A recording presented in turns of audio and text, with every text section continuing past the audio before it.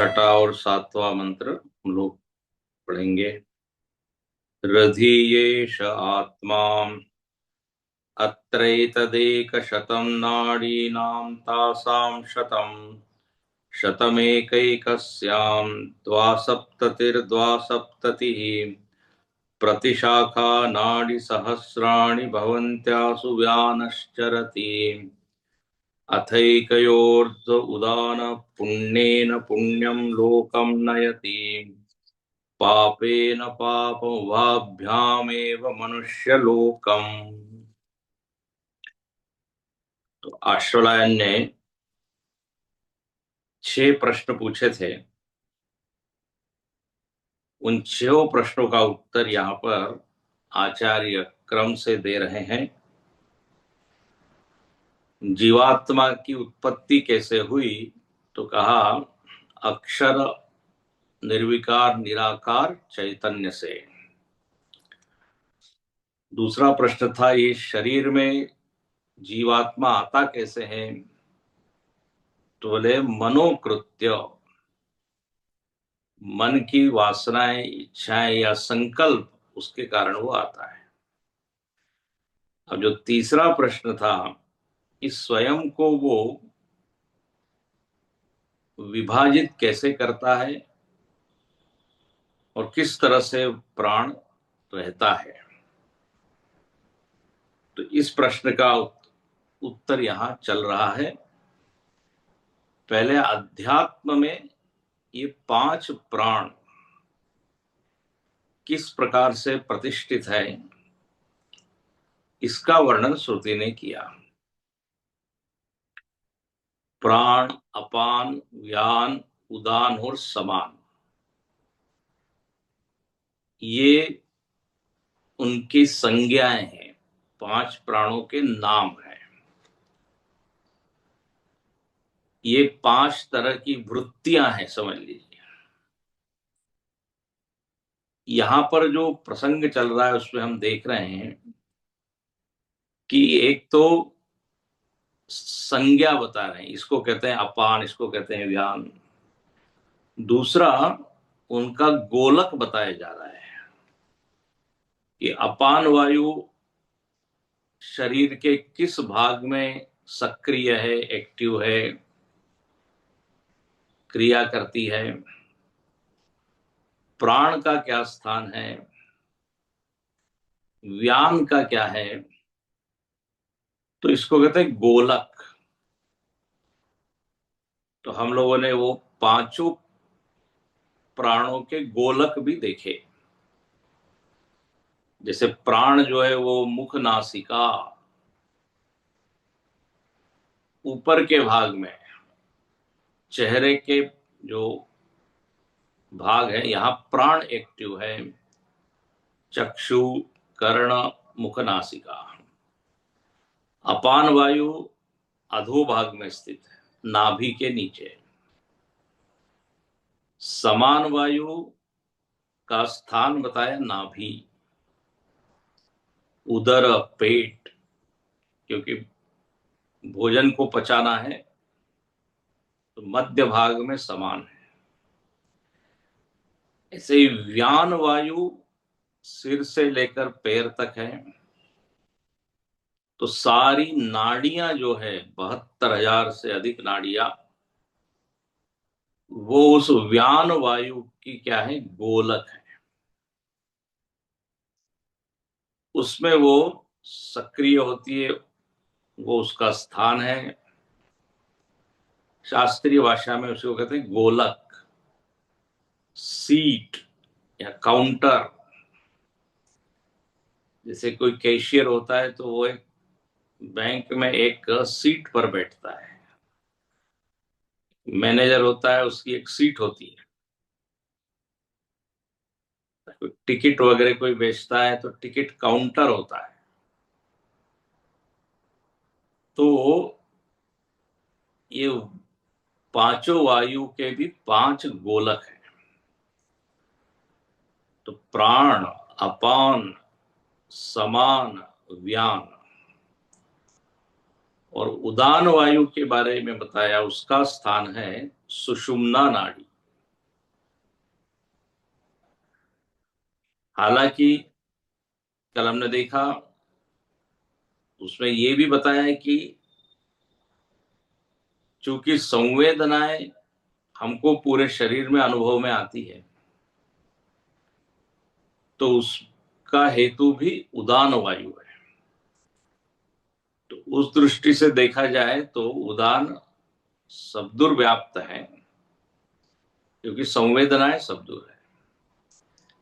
लेकिन उसका जो मुख्य स्थान है वो बताया है सुषुम्ना। तो ये तो हो गए गोलक। फिर इन पांचों के कार्य बताए। अपान वायु विसर्जन का कार्य करती है, प्राण वायु श्वास प्रश्वास, समान का काम है भोजन को ठीक से पचाना और सभी अंगों तक पहुंचाना।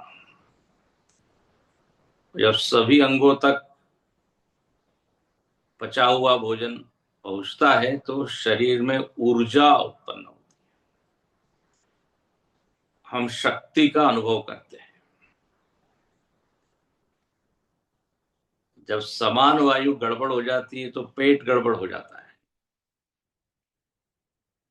शरीर में कमजोरी आ जाती है। तो समान वायु का ये काम है।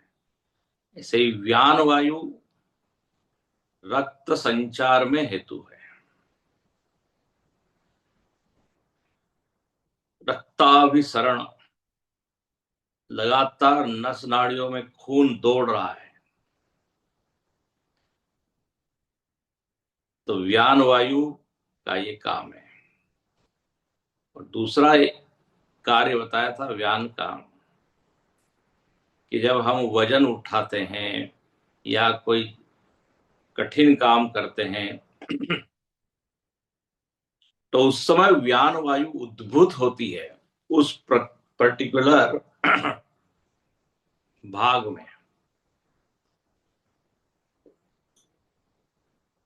तो जहां जहां जोड़ है, घुटने का जोड़ है, हाथ में जोड़ है, तो वहां पर एक शक्ति हमको लगती है, विशेष शक्ति। हम बैठे हैं तो कोई शक्ति की आवश्यकता नहीं, लेकिन बाल्टी उठाना है, टेबल उठाना है। तो कल हमने देखा कि व्यान वायु उस समय प्रकट होती है संधि स्कंद मर्म देशेषु विशेषेण प्राण अपान वृत्यो मध्य उद्भूत वृत्ति वीर्यवत कर्म करता, आया था पीछे। तो इस तरह व्यान हो गई। और उदान वायु का कार्य क्या है? तो हमने देखा उस जीवात्मा को इस शरीर से निकालकर दूसरे लोक में वो ले जाता है। अब किस लोक में जाएगा, किस शरीर में जाएगा, इसमें उदान वायु का की भूमिका नहीं है।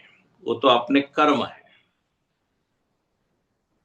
उसको कहाँ पहुंचाना है वो पहुंचाने का काम करती है। लेकिन कहाँ पहुंचाना है ये अपने जीवात्मा के कर्म के अनुसार वो गति होती है। जीवात्मा को ले जाने में उदान वायु जो है वो हेतु है, वो कारण है। पुण्येन पुण्यम लोकम नयति, पापेन पापम, और उभाभ्याम एवं मनुष्य लोकम। तो गति के लिए उदान वायु की आवश्यकता है। और ऊपर के जितने भी कार्य हैं, उल्टी आना, छींक आना, उबासी आना,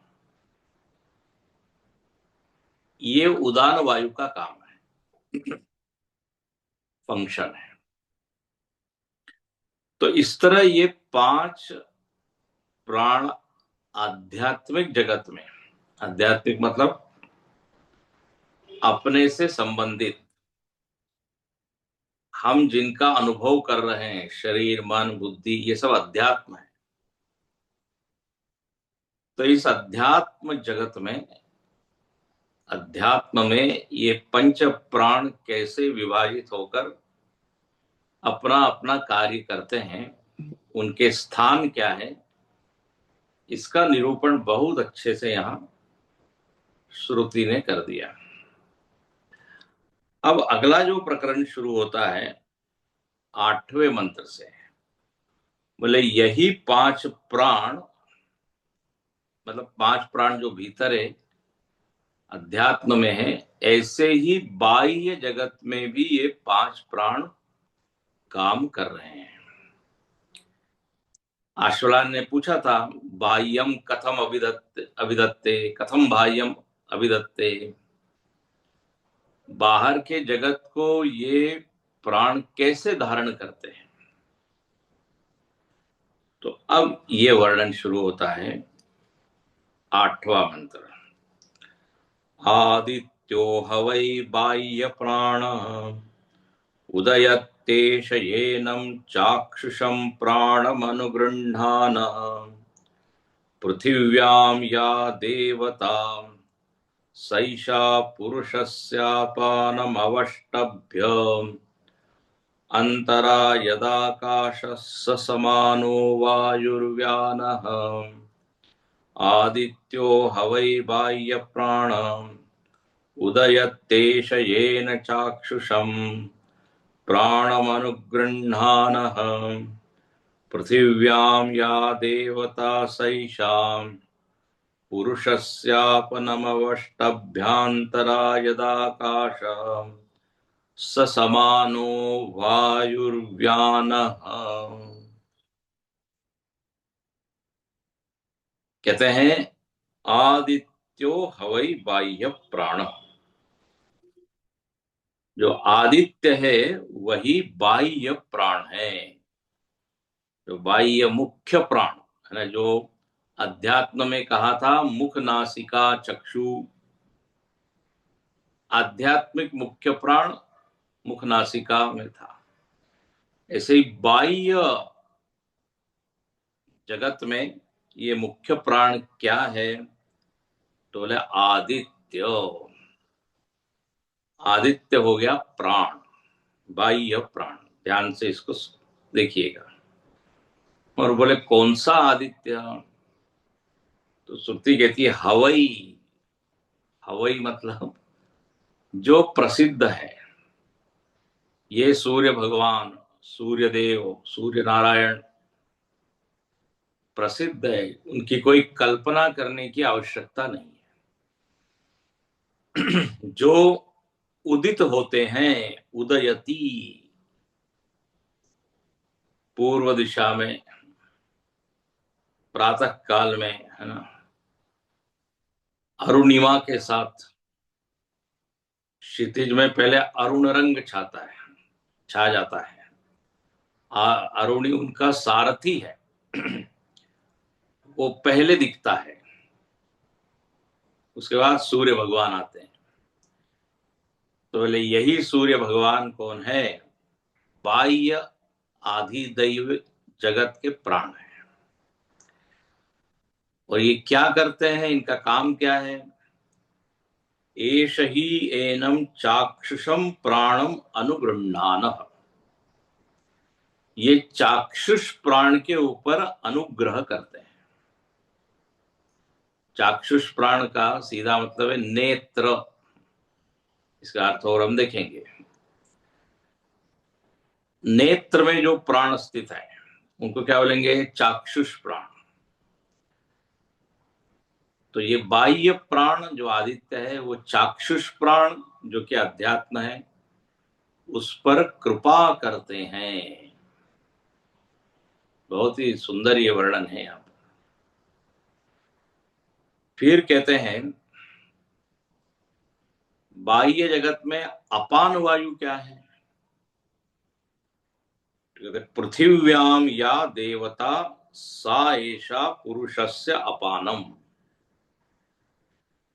बोले पृथ्वी में एक देवता है, वो देवता अपान वायु है, बाह्य अपान वायु। अच्छा, पृथ्वी में एक देवता है, हाँ, उसको अपान वायु का। अच्छा, बोले ये क्या काम करता है, इसका कार्य क्या है? तो अवष्टभ्य, ये जो है प्राणियों को, प्राणियों के अपान वायु को कहिए या प्राणियों के शरीर को कहिए, धारण करके रखता है। देखेंगे इसका अर्थ, बहुत ही अच्छा अर्थ है।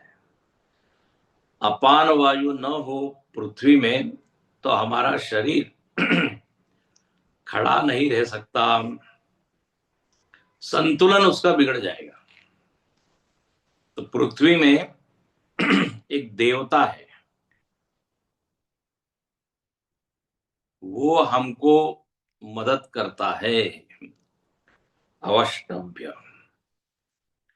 तो दो हो गए, आदित्य हो गया मुख्य प्राण, पृथ्वी देवता हो गया अब तीसरा, अंतरा यद आकाश स समान। अंतरा मतलब ये पृथ्वी लोक और स्वर्ग लोक या ध्योलोक, उसके बीच में जो वायु विचरण कर रही है उसको कहा है यहां पर, पहले तो कहा आकाश। पृथ्वी और ध्युलोक के बीच में जो आकाश है वह आकाश ही समान वायु है। आकाश को ही समान बोल दिया, क्यों बोला हम देखेंगे आगे। आंतरा यद आकाश स समान, और वायु व्यान, और जो वायु सदूर विचरण कर रही है पूरे जगत में, ब्रह्मांड में, बोले वो है व्यान वायु, बाह्य व्यान वायु। तो इस एक मंत्र में ही प्राण, अपान, समान और व्यान चारों का वर्णन हो गया। बाह्य, ये बाह्य जगत। अभी तक हम जो देख रहे थे वो अध्यात्म प्राण थे और वो हमारे अनुभव के क्षेत्र की बातें थी। अब यहां पर जो है वो बाह्य है, लेकिन इस बाह्य का या अधिदैव जिसको कहा गया, उसका अध्यात्म से गहरा नाता है, गहरा संबंध है। अभी हम देखेंगे तो आपको वो ज्ञात होगा। कहते हैं, देखिए चलिए पहला जो मुख्य प्राण है उसकी चर्चा करें। तो कहते हैं आदित्य, आदित्य है। हवई, हवई का अर्थ क्या किया? प्रसिद्ध। अमेरिका का भी एक भाग है वो हवई, हवाई, हवाई द्वीप, वो ये नहीं, हवाई, प्रसिद्ध। सब लोग जिसका अनुभव करते हैं, जानते हैं, परिचय की चीज है ये आदित्य। बोले यही क्या है? अधिदैवतम बाह्य प्राण। ये जो बाह्य प्राण है उसको यहां कहते हैं ये अधिदैव है। ये अधिदैव में ही आप अधिभूत भी डाल लीजिए, क्योंकि यहां एक ही शब्द दिया है बाह्य। तो दो विभाग हुए हैं, एक अध्यात्म और एक बाह्य।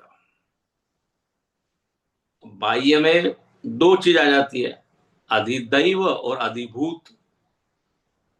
तो भाष्यकार ने यहां केवल अधिदैवत कहा, बाह्य मतलब अधिदैवत। ठीक है, मतलब जो हमसे अलग है। तो ये बाह्य प्राण कौन है? आदित्य है। और इस आदित्य को कैसे पहचाने? तो बोले थोड़ा जल्दी उठिए और सुबह सुबह आप देखिए पूर्व दिशा में, तो आपको एक लाल रंग का गोला दिखाई देगा। बस बोले यही है, यही है, प्रश्नोपनिषद जिसकी बात कर रहा है वो यही है। बाह्य प्राण स एष उदयति उद्गच्छति।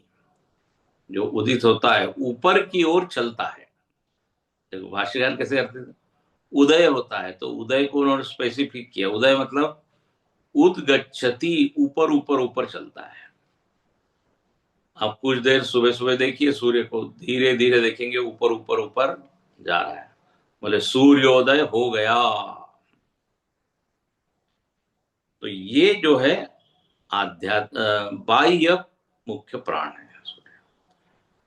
तो बता दिया इसका स्थान, थोड़ा सा परिचय करा दिया। अब इसका कार्य क्या है ये बताते हैं। तो बोले इसका कार्य है एष ही एनम आध्यात्मिकम। बोले यह जो आध्यात्मिक प्राण है उसको यह नाम दिया चाक्षुषी भवम चाक्षुषम। हमने देखा था मुख्य प्राण कहाँ पे विराजता है, नेत्र में, कर्ण में, मुख नासिका में। तो कहते हैं उसी को कहते हैं चाक्षुष प्राण। चाक्षुष मतलब क्या, चक्षुषी भवम चाक्षुषम प्राणम।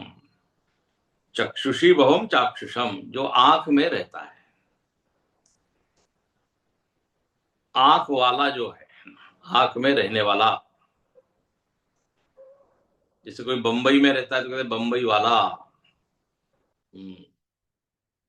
नासिक में रहता है नासिक वाला।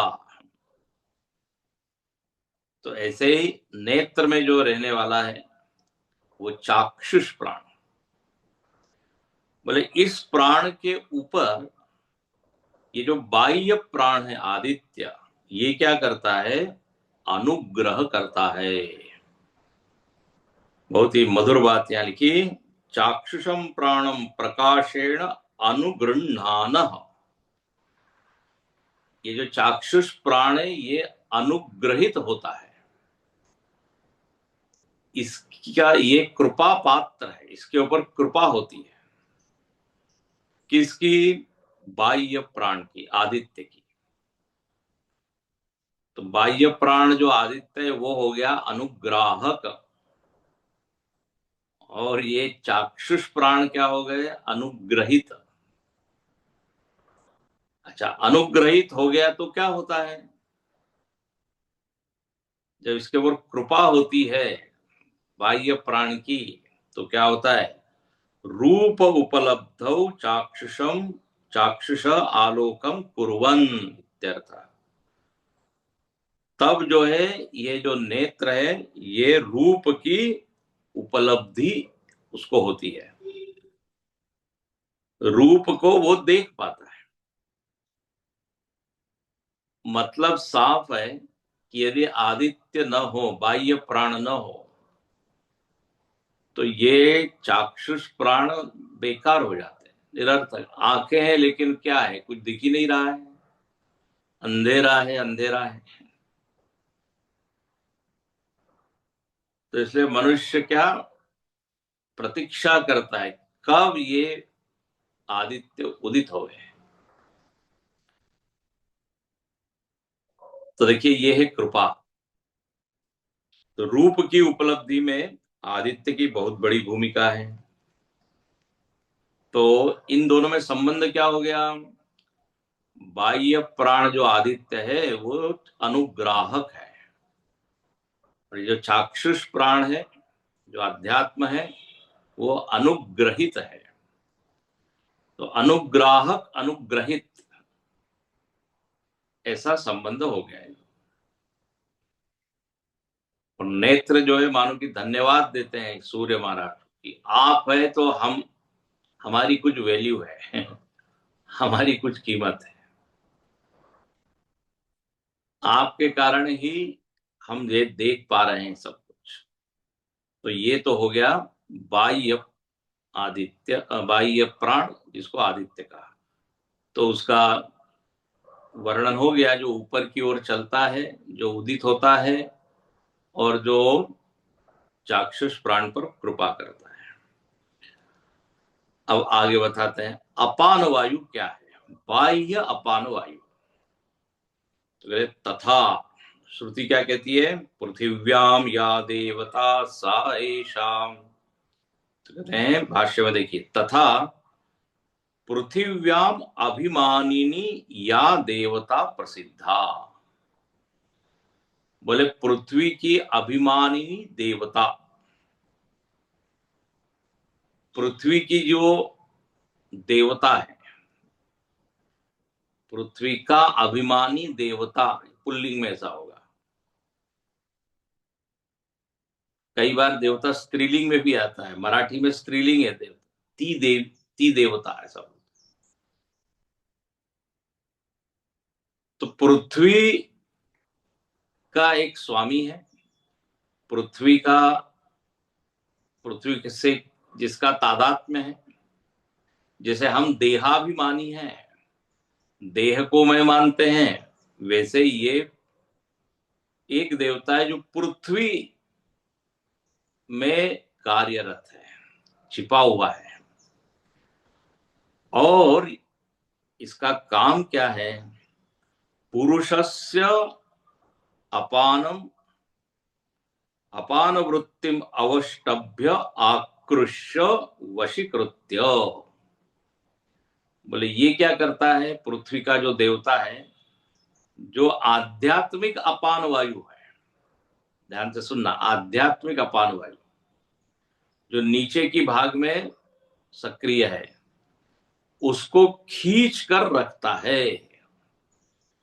अवष्टभ्य का अर्थ क्या है? आकृष्य, और आकृष्य का अर्थ है वशीकृत्य। पृथ्वी का देवता आध्यात्मिक अपान वायु को एक अपने अधीन करके रखता है। अपकर्षण, हाँ, वशीकृत्याय एवं अपकर्षणेन अनुग्रहम कुर्वती। अब ये पृथ्वी देवता का काम बताया जा रहा है, कार्य। तो पृथ्वी का एक अभिमानी देवता है, वो अपान वायु को खींच के रखता है, या कहिए पूरे शरीर को खींच के रखता है। यही उसका काम है। और क्या सुंदर बात है, बोले ये अनुग्रह करता है इन जीवों पर। हम लोग इस पृथ्वी से चिपके रहते हैं, उसका कारण ये अपान वायु है, बाह्य अपान वायु। उसी के कारण शरीर का संतुलन बना रहता है। बोले यदि वो अपान वायु न हो तो यहां लिखते हैं, अन्यथा ही शरीरम गुरुत्वात् पतेत् सावकाशे व उद्गच्छे। ये अंडरलाइन कर लीजिए पूरी पंक्ति, इसमें एक बहुत महत्वपूर्ण बात बताई जा रही है।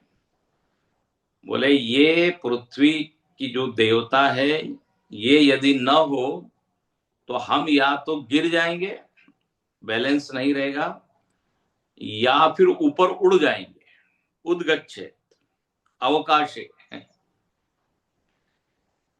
अब आपको समझ में आ रहा होगा ये पृथ्वी की देवता कौन है।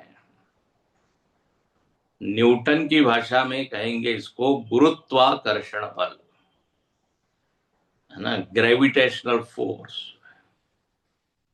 अब आप देखिए, श्रुति की भाषा अलग है, शब्द अलग है, लेकिन श्रुति को मालूम है कि हम सारे जीव, सारे शरीर पृथ्वी से ही क्यों चिपके हुए हैं।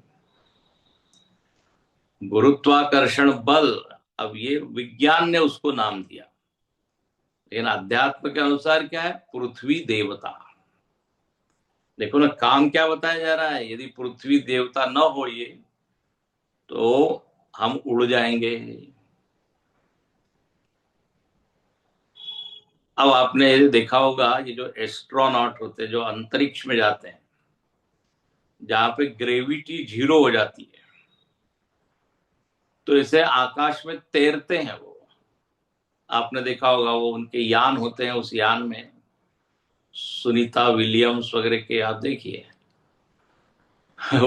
नीचे खींचने के लिए गुरुत्वाकर्षण है, 0 गुरुत्वाकर्षण। तो तैरते हैं। उसका भी एक ट्रेनिंग होता है। अंतरिक्ष में रहना कोई आसान नहीं है। ये गुरुत्वाकर्षण बल की कितनी बड़ी भूमिका है, इसको समझना है तो अंतरिक्ष में जाना पड़ेगा। वहां हर कार्य बड़ा कठिन हो जाता है। जो सहज यहाँ पे हो जाता है वो वहां कठिन होता है। गुरुत्वाकर्षण बल खींच के रखता है। अब बताइए, यदि न हो तो हम तो बैठ ही नहीं सकते, चल नहीं सकते, खड़े नहीं हो सकते।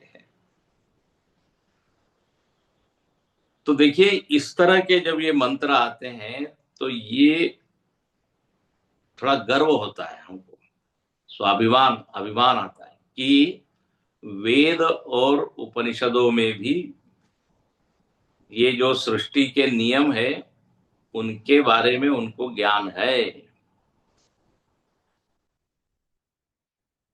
तो कई बार हम बता चुके हैं, सूर्य चंद्र का आकार कितना है वो उन्होंने देख लिया, उनकी गतियां कैसी है वो जान ली, सूर्य ग्रहण चंद्र ग्रहण कैसे होता है वो उनको पता था।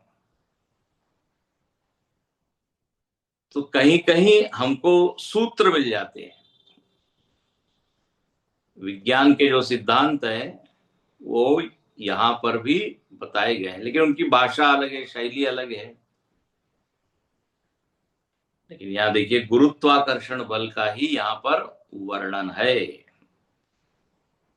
बोले दी ये अन्यथा ही शरीरम गुरुत्वात, शरीर भारी होने के कारण बैलेंस नहीं रहेगा या ऊपर उड़ जाएगा। इसलिए कहते जब ध्यान में भी आप बैठे हैं तो सीधे बैठे। सीधे बैठने से गुरुत्वाकर्षण बल की जो रेखा है वो आपके रीढ़ की हड्डी में से जाएगी, तो उससे एक बैलेंस बना रहता है, संतुलन बना रहता है। तो संतुलन में हेतु क्या है? ये पृथ्वी की जो देवता है, जिसको यहाँ पे कहा बाह्य अपान वायु, वो जिम्मेदार हैं। तो देखिए, दो हो गए, प्राण और अपान। अब बाह्य समान वायु क्या है? तो कहते हैं तीसरा, यद एतद अंतरा मध्य। अब श्रुति ने क्या शब्द दिया है? अंतरा यद आकाश स समान। ये श्रुति के शब्द है। इसका विवरण करते हैं भाष्यकार, यद अंतरा, अंतरा का अर्थ होता है मध्य, बीच में, मध्य। मतलब किसके बीच में? ध्यावा पृथिव्योहो, ध्युलोक और पृथ्वीलोक, इसके बीच में जो आकाश है ना, उस आकाश को ही क्या बोल दिया? समान वायु। तो ध्यावा पृथिव्योर य आकाश, आकाश तत्स्थ वायु आकाश उच्चते। ध्योलोक और पृथ्वी के बीच में जो आकाश है और उस आकाश में जो विचरण कर रही है वायु, उसको कहते हैं समान। लेकिन अब यहां पे आकाश को ही समान बोल दिया, आकाश ही समान वायु है। अरे ये क्यों की कहा आपने? बोलिए ना, आकाश में विचरण करने वाली वायु समान वायु है। आकाश को वायु बोल रहे हैं? बोले हाँ, ऐसा व्यवहार में भी प्रयोग होता है। कैसे? तो बोले मंचस्तवत, उदाहरण दिया। मंचस्तवत मतलब मंच के ऊपर कोई व्यक्ति बैठा हुआ है, ठीक है? तो अब एक संस्कृत में एक वाक्य आता है, वो क्या है? मंचा क्रोशंती, मंच जो है वो चिल्ला रहा है, मंच जो है वो आक्रोशित है, वो बोल रहा है। अब मंच कैसे बोलेगा? तो मंच में स्थित व्यक्ति बोल रहा है, लक्षणा लगानी पड़ती है, लक्षणा होती है। मंच को छोड़ के आपको उस व्यक्ति को देखना है। ऐसे ही आकाश को छोड़ के आकाश में जो वायु है उसको देखना है। जैसे एक और वाक्य आता है, जब तत्वमसी महावाक्य का निरूपण होता है तो लक्षार्थ देखते हैं, तत्त्वम असि, वह तू है। तो वहां लक्षणा लगानी पड़ती है। वहां उदाहरण देते हैं, गंगायाम घोषः। बोले कुछ लोग गंगा में रहते हैं, गंगा में बस्ती है। घोष मतलब क्या? रहने के स्थान, बस्ती। तो गंगा में कैसे कोई बस्ती रहेगी? गंगा में झोपड़ी कैसे रहेगी? तो फिर क्या करते हैं, गंगा को छोड़ के गंगा किनारा, गंगा का तट, वहां पर वो बस्ती है, ये हम अर्थ लेते हैं। इसको कहते हैं लक्षणावृत्ति। वाच्यार्थ से नहीं समझ में आता, लक्षार्थ। तो आकाश को वायु बोल दिया तो यहां लक्षार्थ आपको लेना पड़ेगा, आकाश में विचरण करने वाली वायु समान वायु है। मंचस्थवत। कवि लोग भी कई बार बोलते हैं ना, खड़े होते हैं, बोले मंच को आप आदर दीजिए, मंच के लिए जरा ताली बजाइए। अब मंच को तो कुछ न सूखे न दूखे, वो तो जड़ है। तो मंच पे जो कवि महोदय विराजमान है, उनका आदर कीजिए, उनका उत्साह वर्धन कीजिए। तो मंचस्तवत, ऐसे ही यद आकाश ससमान, और ससमान, अब इसका काम क्या है, कार्य क्या है? ससमान समानम अनुगृह्णानो वर्तते इत्यर्थ। बोले जो अध्यात्म में समान वायु है, समान वायु कहां पे बताई थी हम लोगों ने, कहा श्रुति ने बताई थी? नाभि स्थान में। तो बोले उस समान वायु पर ये बाह्य समान वायु क्या करती है? कृपा करती है। मतलब आप ऐसा समझिए, इस समान वायु के कारण अपने भीतर पाचन ठीक होता है। अब ऐसे तो आपको संबंध कुछ सीधा संबंध दिखता नहीं, लेकिन उस समान वायु का प्रभाव कहते हैं आपके समान वायु पर है। वो अनुग्रहित है, और अनुग्राहक कौन है? बाह्य समान वायु। सो अनुग्रहणान वर्तते, अनुग्रह करते हुए वो वर्तन करती है। अनुग्रह करना ही मानो कि उसका वर्तन है, कार्य है। अच्छा, इसको समान क्यों कहा? तो कह रहे समानस्य अंतर आकाशस्थ, अंतर आकाशस्थत्व सामान्यात। बोले एक सामान्य लक्षण है, ये जो समान वायु पूरे अपने उदर में समान रूप से रहती है, ऐसे ही वो जो वायु है बाह्य समान वायु, वो भी समान रूप से वहां पर विचरण करती है, इसलिए उसको भी समान कहा। तो दोनों में समान क्या है? बोले समान रूप से व्याप्त होती है। ये उदर देश में है और वो ऊपर के देश में है, तो ये हो गई समान वायु। ध्यो और पृथ्वी के बीच में जो वायु है वो समान बाह्य वायु हुई। आप एक एक को ठीक से पकड़ रहे हैं ना, देखते चले जाइए। तो कितनी हो गई? पहले हुआ आदित्य, बाह्य प्राण, मुख्य प्राण। पृथ्वी में जो देवता है वो अपान वायु। तीसरी, पृथ्वी और ध्युलोक के बीच में जो वायु है वो समान वायु है। और अब चौथी, व्यान वायु।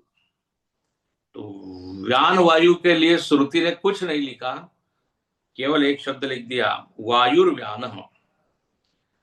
समान वायुर्व्यान।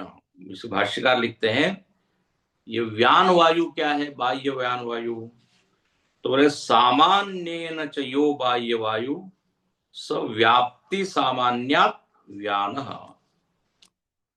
एक तो समान वायु है पृथ्वी और देवलोक के बीच में, और बोले एक सामान्य वायु है, ध्यान से सुनना, सामान्य वायु है, वो सब दूर स्थित है और सबके ऊपर कृपा कर रही है।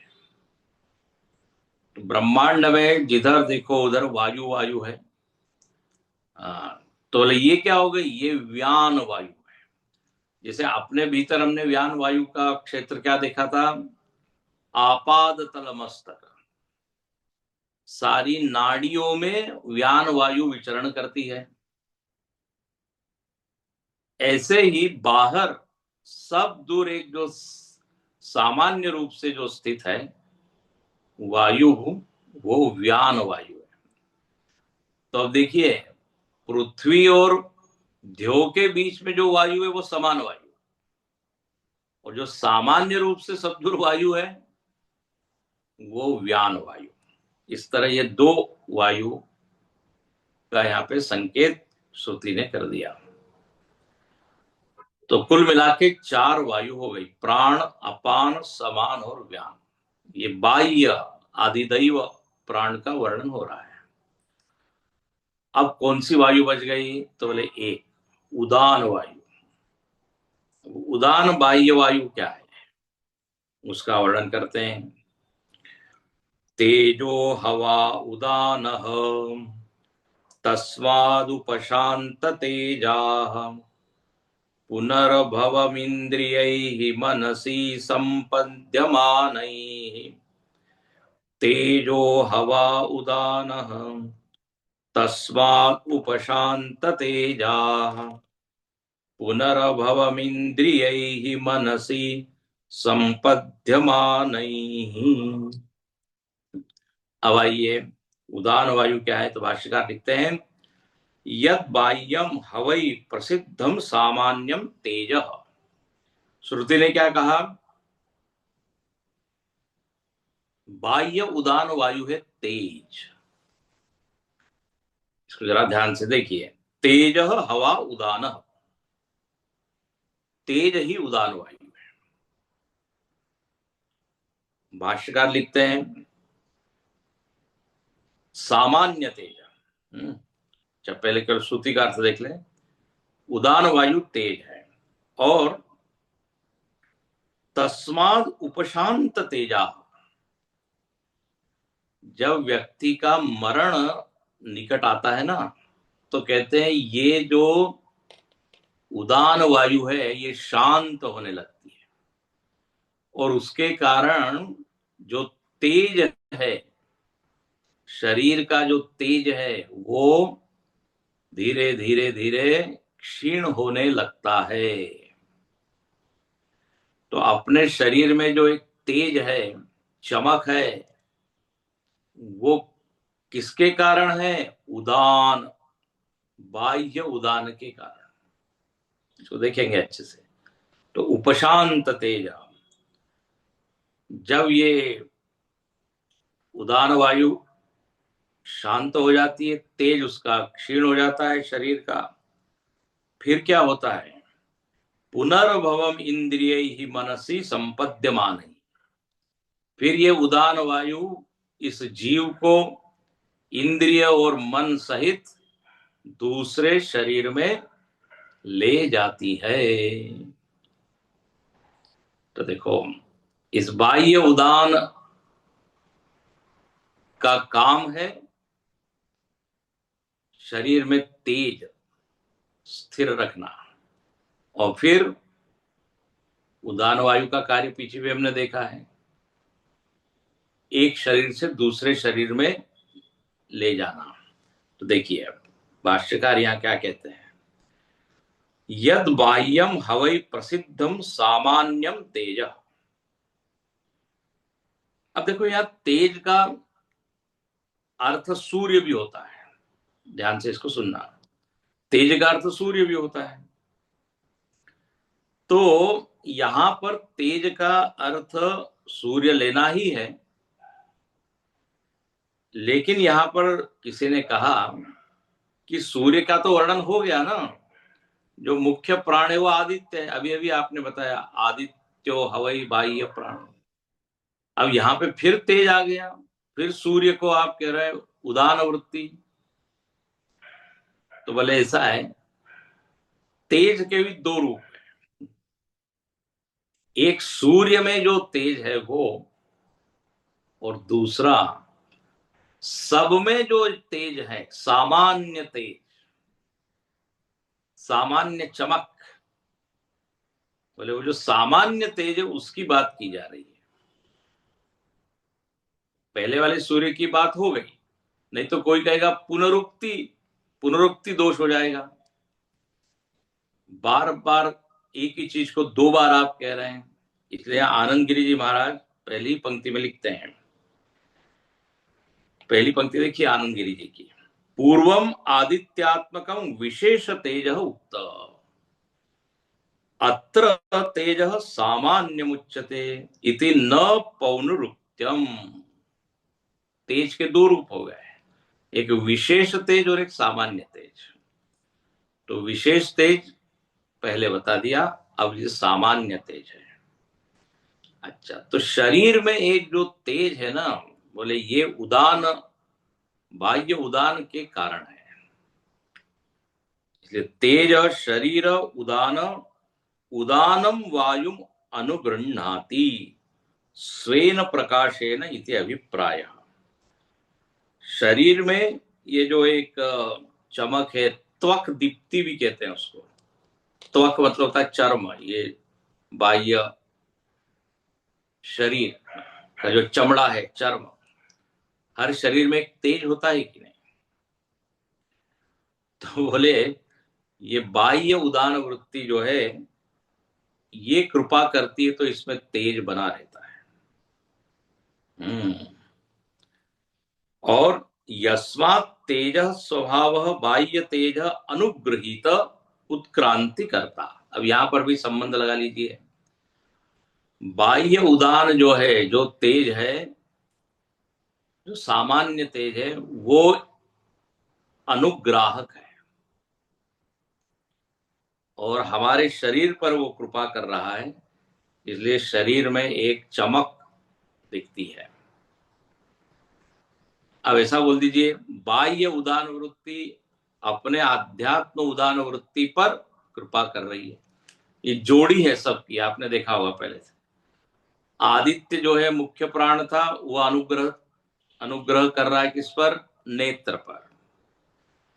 पृथ्वी देवता जो अपान वायु है, बाह्य वायु, वह अपने अपान वायु पर कृपा कर रही है। ऐसे ही बाह्य समान वायु आध्यात्मिक समान वायु पर कृपा कर रही है। बाह्य व्यान वायु अपने शरीर के भीतर की व्यान वायु पर कृपा कर रही है। और इसी तरह जो बाह्य उदान है, जो सामान्य तेज है, वो अपने इस शरीर में जो उदान वृत्ति है उसके ऊपर कृपा कर रही है। इसीलिए शरीर में तेजस्विता है, चमक तो है। इसका एक संत ने बड़ा अच्छा अर्थ किया।